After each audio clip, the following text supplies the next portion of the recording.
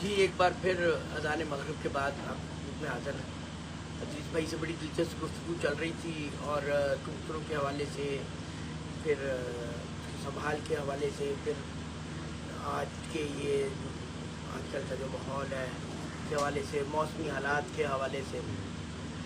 अब अजीज़ भाई आप कबूतर परवरिश को कहाँ देख रहे हैं इस वक्त?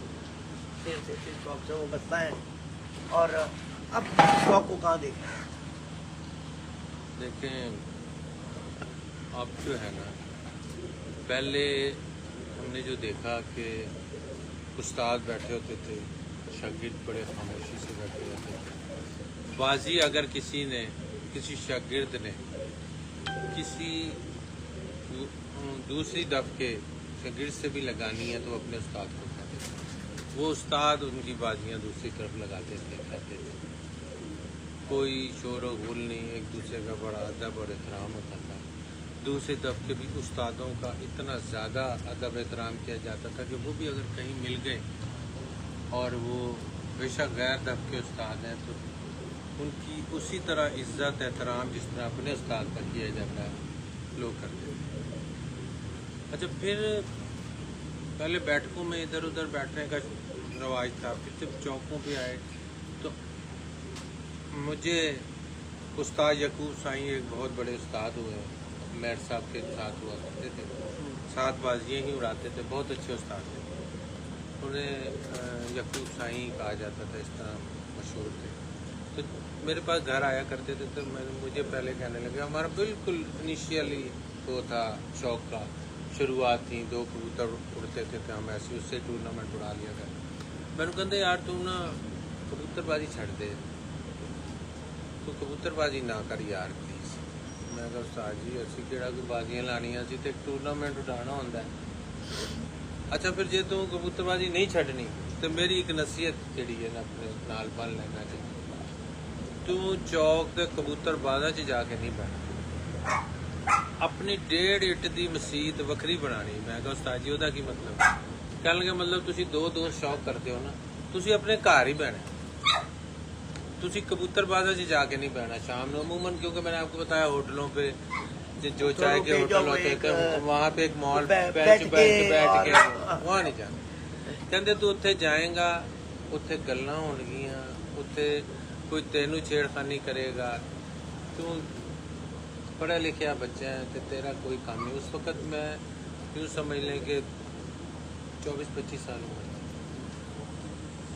तो मैं कहा जी ठीक है उस्ताद जी। अच्छा, अब उस ज़माने में तो चूँकि वो होटल और उनके बेंच, उनको भी जहाँ पे चीख झाड़ा बनता था उसको भी उन्होंने अच्छा नहीं कहा।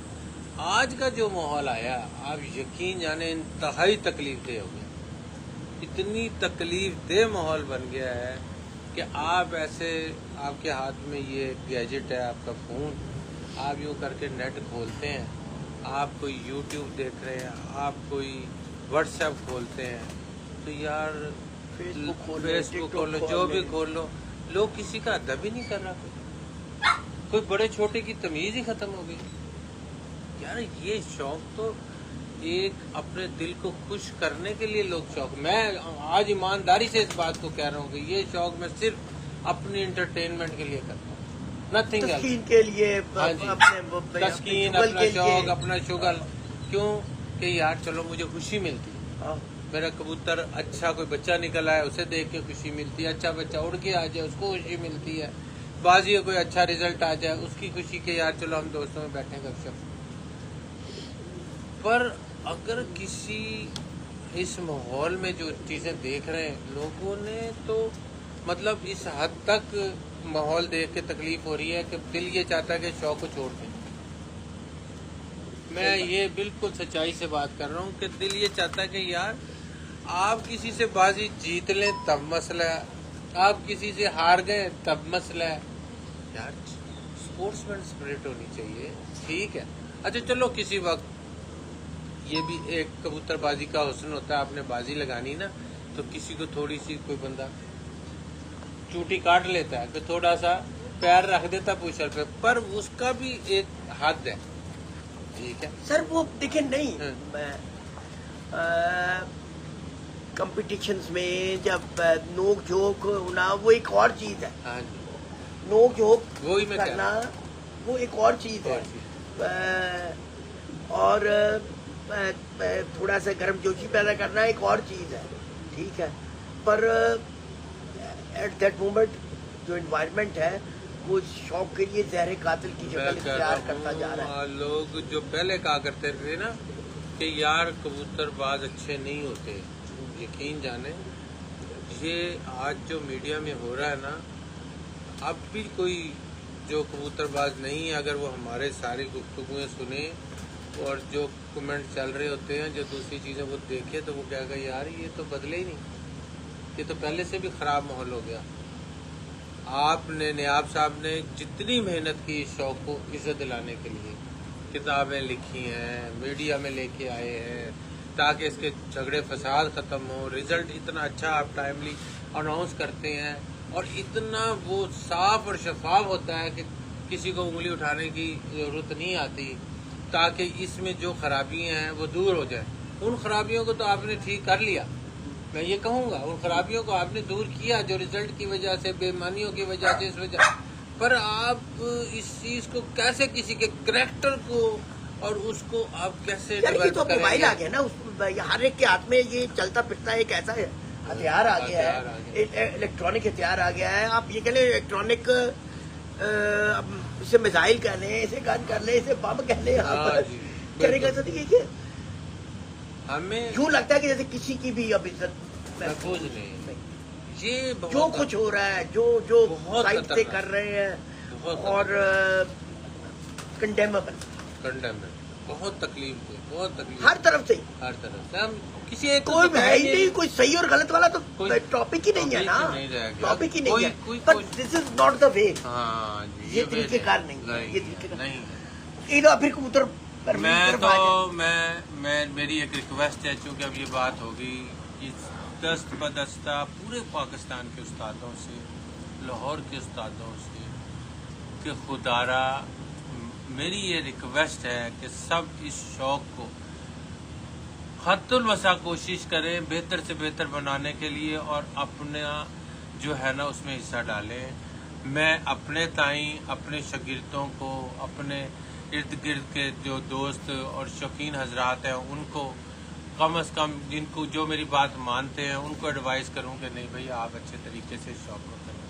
اس طرح جو پاکستان کے باقی بڑے بڑے استاد ہیں, اللہ تعالیٰ نے ان کو عزت دی ہے, لوگ ان کی بات مانتے ہیں, ان کے شاگرد ان کی عزت کرتے ہیں, اور وہ ایک دفعہ بڑی سختی سے اس بات کا نوٹس لیں اور سب کو یہ اس بات کے لیے پابند کریں کہ بھائی کوئی کسی کے, چاہے ہم اپنی دف سے یا دف سے باہر, اپنے شہر سے یا اپنے شہر سے باہر, اپنے ملک سے یا اپنے ملک سے باہر, کسی بھی استاد کی, کسی بھی شوقین کی کوئی جو ہے نا وہ بےزتی نہ کرے, بالکل ایسے الفاظ نہ استعمال کرے جو کہ دوسرے کی عزت میں فرق آتا ہو, اور اگر وہ ایسا دیکھیں تو کسی کو سزا دیں تاکہ دوسروں کے لیے وہ چیز جو ہے نا وہ مثال بن جائے, ایگزامپل ہو جائے کہ نہیں یار استاد اور اس کا بالکل معافی نہیں کرتی. تو میری ریکویسٹ ہے, اور یہ انشاءاللہ اگر سب نے کیا تو ہمارا یہ شوق جیسے ترقی کر رہا ہے سروائیو کرے گا اور بچ جائے گا. اگر یہ نہیں ہم کریں گے, ہم اسی طرح یہ بے لگام گھوڑے چھوڑ دیں گے اور ہم خاموشی سے بیٹھ کے پیچھے ہو کے دیکھتے رہیں گے, تو یہ اس شوق کی خرابی کی طرف آج موبائل پہ ہے, کل اس سے آگے بھی بات چلی جائے گی. بالکل اس سے آگے بعض لوگوں کے دروازوں پہ بھی لوگ آ جائیں گے. تو اس سے بچنے کے لیے ہمیں اپنا کردار, بڑے جو استاد ہیں ان کو اپنا کردار ضرور وہ جو ہے نا وہ اپنانا چاہیے, اور اس کو اس سارے ماحول کو ٹھیک کرنے کے لیے دی بیسٹ ایفرٹ کرنی چاہیے. میری ریکویسٹ ہے سب سے. اب جاتے جاتے کبوتر پروری کا ایک اہم سوال, جی آج بڑے ساتھ سنتے تھے کہ جی 2 سالہ کبوتر, 3 سالہ کبوتر وہی اصل ہوتا ہے, تیاری پلٹ کے, یعنی یہ. پر میں تو ابھی دیکھ رہا ہوں آج کے دور میں کہ پٹیاں زیادہ ہو جاتی ہیں.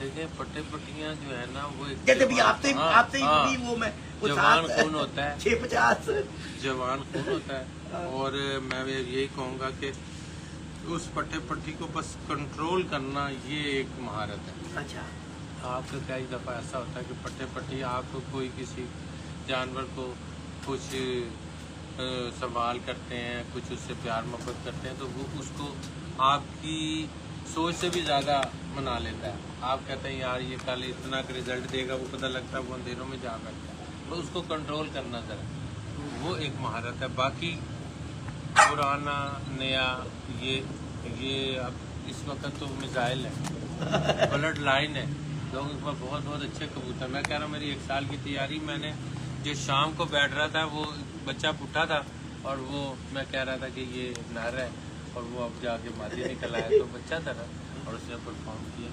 تو وہ جو ہے نا کہنے کی باتیں، آپ کا جو اس موقع کے اوپر کہتے جیڑا موقع تے دا چل جائے نا اصل دا ہو گیا،